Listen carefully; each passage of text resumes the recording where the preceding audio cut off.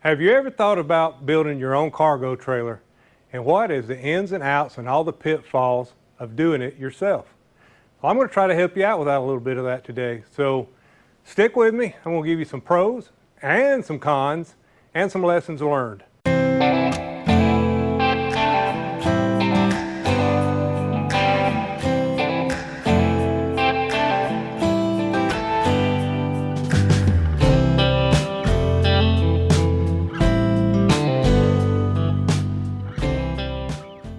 So we'll start off with, you can order your own cargo trailer to make a conversion from almost any company.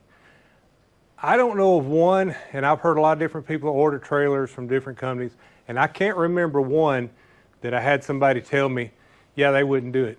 Now I have heard some of them that didn't have as good as experience as I had doing this is my second trailer. One of them was for business, and then this one was for pleasure. And I haven't had any trouble out of either one of them building me a special trailer. So I'm going to go over with you a few things that you really need to do and think about up front. And then I'm going to give you some of them that had I had it to do over again, I would do this different. So stick with me. Don't go nowhere. Give me a like. And if you're not subscribed, subscribe. We're really trying to get to 2,000 before the end of the year. And they have this new thing, it's called a hype. So go down there and look and see if you got the option to give us a hype. If you do, we'd appreciate it. It really pushes the algorithm. We had one 2 videos ago that really took off for us, and I think it's because people were doing the hype on it. So anyway, go back and look at that. So here we go. So if you're going to order your trailer, the one we ordered behind us is a Diamond trailer. It's made by Diamond. I can't remember the first trailer I got, who it was made by. But anyway, this one is made by Diamond, and I ordered it specifically, spec'd it out, wrote it out on, what do you call that? The paper's got the lines all over it where you can do it to scale. That's what I did it on. They will require you to give them a drawing of exactly what it is that you want, and they're going to want you to do it to scale, or the best you can, and then they'll finish it for you. But there's a lot of things to consider. Number one is a 5-foot tongue. Do yourself a favor and get you a 5-foot tongue. Do not get the standard tongue. If you don't do anything else by doing this trailer special, do the 5-foot tongue. It pulls so much better, and it gives you a room on the front of it if you want to add an electric jack, a battery, 2 propane bottles, and a mini split on a generator rack. You got room to do all that. So light is shining through my shop window, drowning me out here. So that's the first thing I would do. That I have not regretted, would do it again twice. That is probably one of the best things that I did. And I did that because I watched a lot of videos of different people's trailers. All right, number two. Number two is, make sure when you order your axles, your trailer, they're going to ask you, what axles do you want? 3,500 pound, 5,200 pound? They're going to want to know what it is that you're going to require for weight. Now, most standard cargo trailers, unless ordered otherwise, will come with 2 3,500 pound axles for a 7,000 pound cargo capacity. All right. Mine I ordered with 2 5,200 pound axles, which makes it a 10,000 pound. It's actually 10,400, but we'll just call it 10,000 pounds. I haul a Goldwing, or used to haul my Goldwing in it a lot, weighs 900 pounds. So I was always right at about 7,500 pounds when I was loaded with just the trailer. Then I stuck the Goldwing in it, I went way over. So I went and made sure I got the 10,000 pound axles. So make sure that when you get your axles again, and I'm repeating myself, and I'm trying to drive this home, make sure that you get enough capacity to haul what you want to haul. That was one of my biggest mistakes. All right, here is the third thing. Second thing about the axles. If you're not going to get I'll show you. If you're not going to get the ramp door, and you're going to get like, you're either going to get a solid wall or you're going to get barn doors, do yourself a huge favor and get the straight axles under your trailer. Mine has dropped axles under it.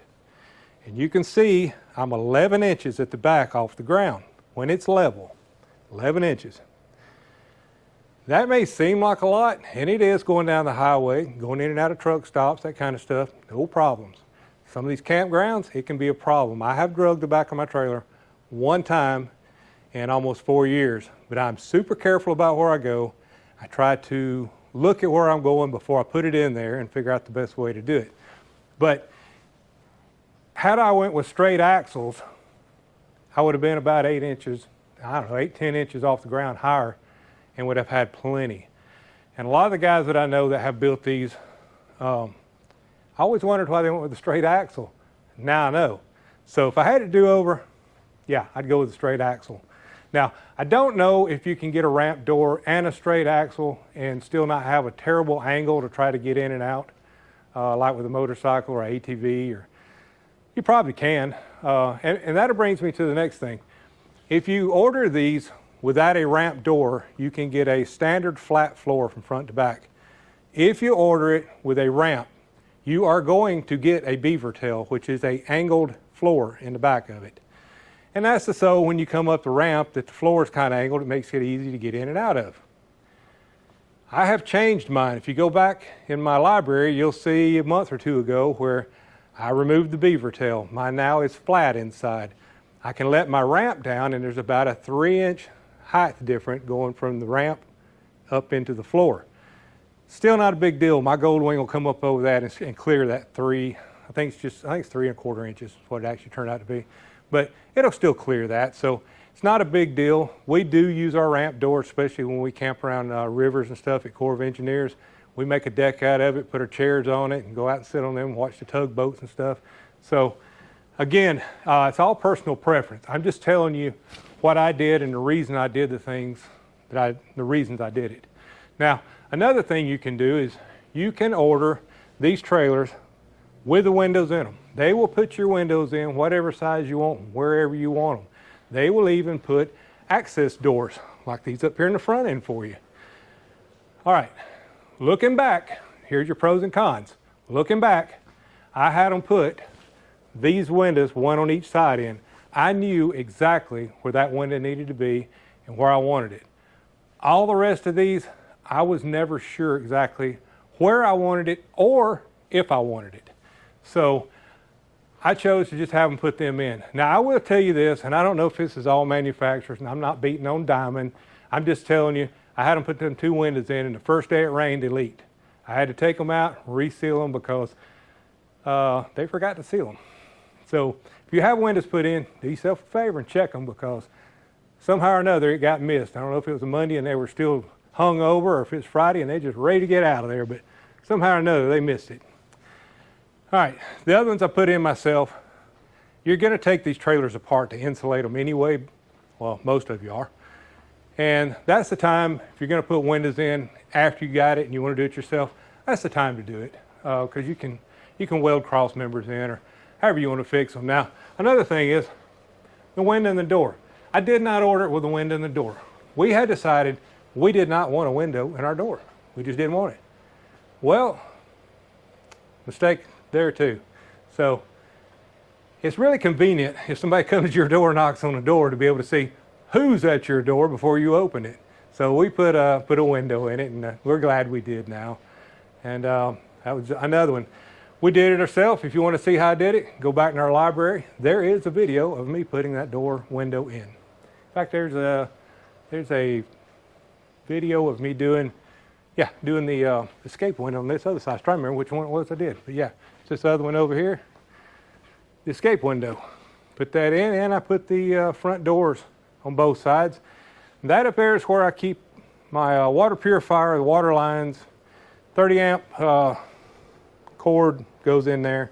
And on the other side, there's another door like that, and it has my solar charge controllers and some other things, tools, that kind of stuff. And it goes all the way across under the sink. So I can see all the way across, and I can also access any of that from inside under the cabinet. So again, that's stuff you're going to want to think. Go back and look at a bunch of these videos where people have built them to get you some ideas. That's what I did. I watched videos for hours before I ever started. Now, I'm going to take you inside here in a minute, but first I'm going to go over a couple of other things. You can have them build your trailer any way you want it, within reason. As long as the engineer thinks it's structurally sound, they'll do it. If they don't, they won't. But one of the things I had them do was I had laid my whole trailer out, and I knew exactly what it was going to weigh at any spot in it. I knew what my tongue weight was going to be.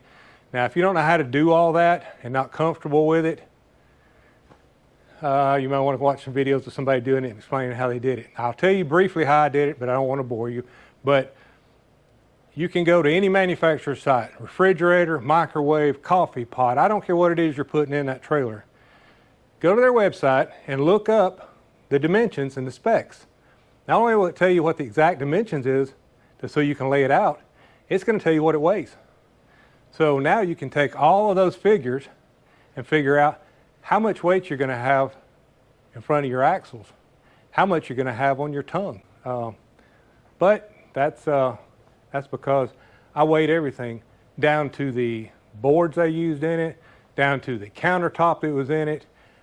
And if I didn't know what it weighed, like the countertop, when I got done with it, because it was plywood and then I laminated it myself, I actually took a scale, a freight scale, stuck it on it, figured out what it weighed. So this may be way overkill for some of you that just want to build a trailer and you're done with it and you hit the road. I got a little carried away and a little fancy with mine, so I really wanted peace of mind to know that I had my weights right and that it was going to pull good. And that brings me to another subject. I had them move my axles back 1 foot from the front because I knew by doing all the calculations, if I wanted 400 pounds on that tongue, if I had them to the front, it was not going to work out right because I carry that 900-pound motorcycle in the back of it sometimes. Now, it does sit right on top of the axles, but it does change the weight slightly because the back overhangs the back of the axle just a little. Those things are not huge. You just want to make sure that you got your tongue weight right if you want to pull right. Now, I will tell you by moving the axles back 1 foot, man, this thing pulls like a dream. I rarely know that it's back there, and it's a tongue pull, and usually you get a lot of that push-pull when people pass you. I really just don't get a lot of that. Now, again, I pull it with a 1-ton truck, and that does make a little difference with the dual wheels. But it really changed between the 5-foot tongue and moving them axles back 1 foot. It made a huge difference in the way this thing pulls. Like I said, this is my second one. The first one, it had the short tongue, and the axles were up where they put them, and it pulled totally different. Another thing you can do is, these usually come standard at about 6'6". That one is 7 foot. I had them add the 6 inches to it. The reason I did is because inside, I'm 6'1". Well, I didn't want to rub my head time I took 3 inches out of the ceiling to insulate it and stuff, so I had them built at 7 foot.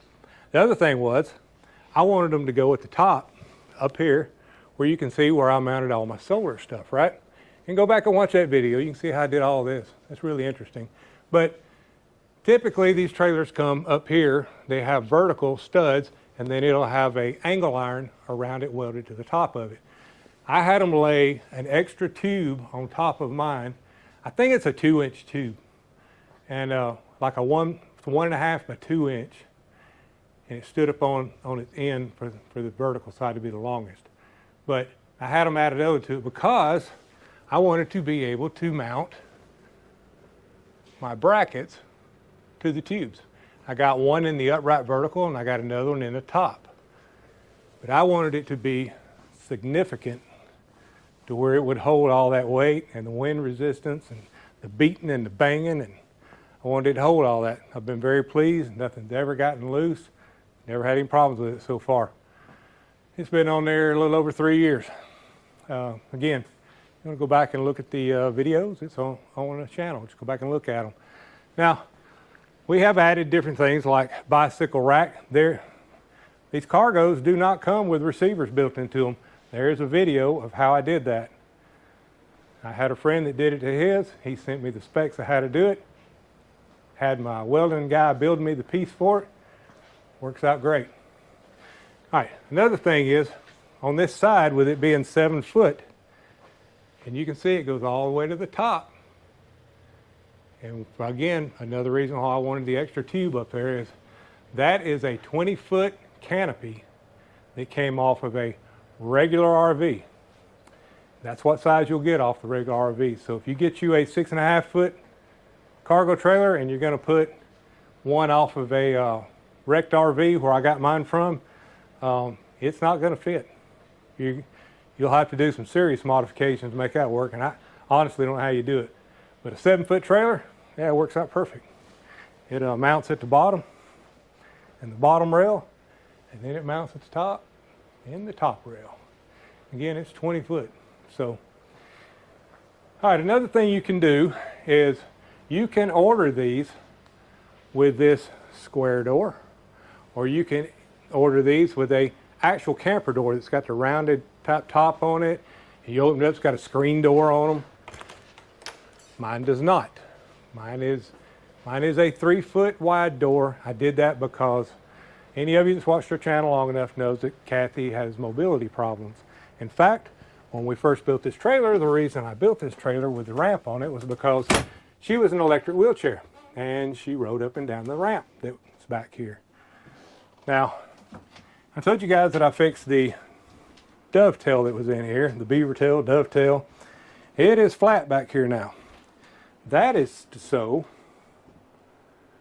we take these 2 recliners that stay pushed up here by the closet when we're traveling, and we move them back here in the back for a living room when we're stationary. Now this other big thing you see sitting right here, that is a Murphy bed, and it lays down out here.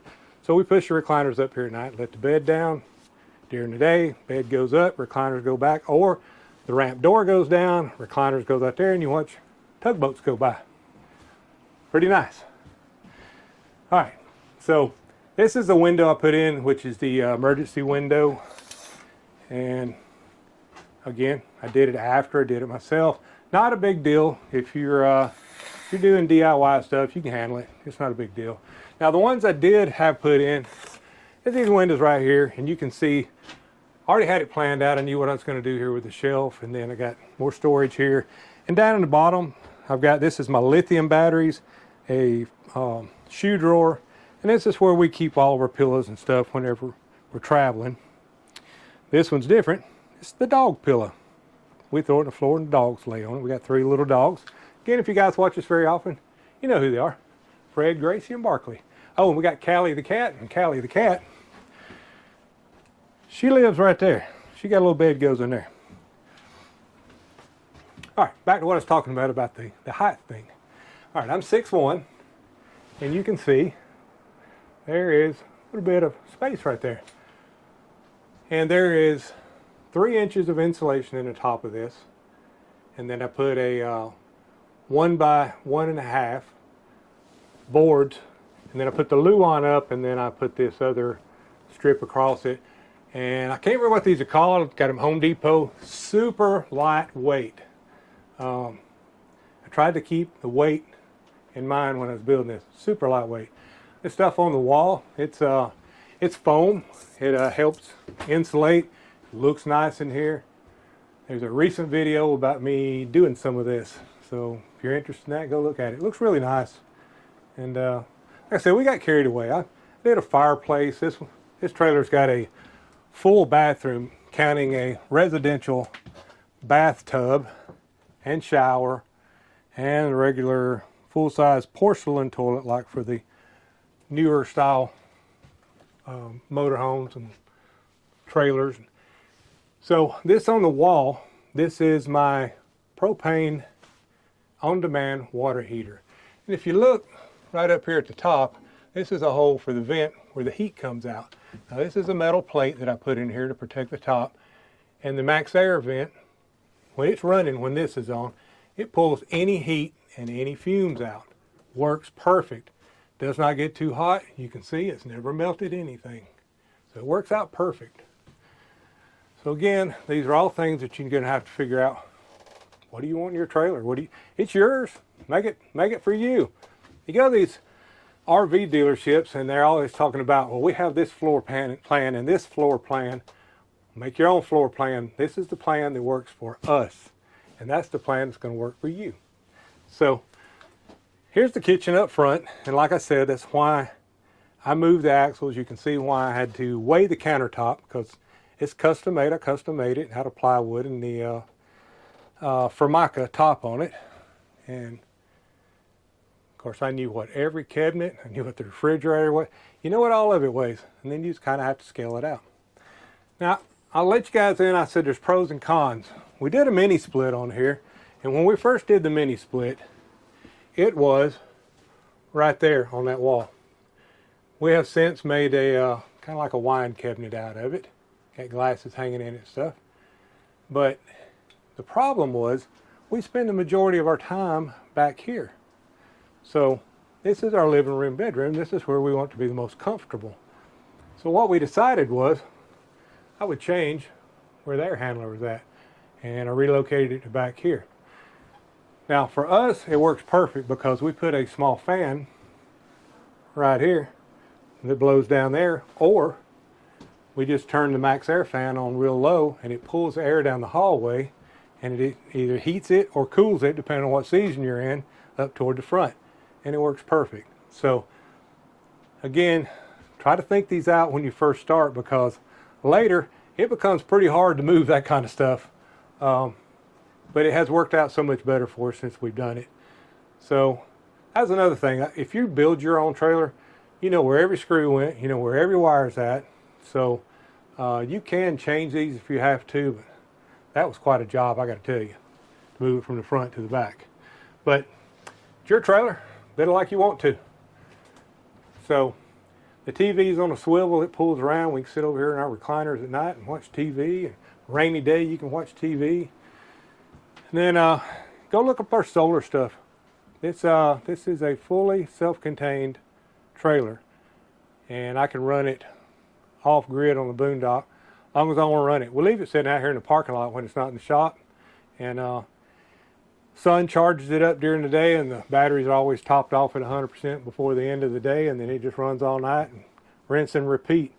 The only time I ever have a problem is if we have some bad weather and it's 2 or 3 days in a row where I just almost don't get any sun, then the batteries will start becoming a problem. But the refrigerator, the mini split, I leave one set of LED lights on here most of the time, even when I'm away, because it just makes it easy if I walk over here at night and I don't have to open the door in the dark.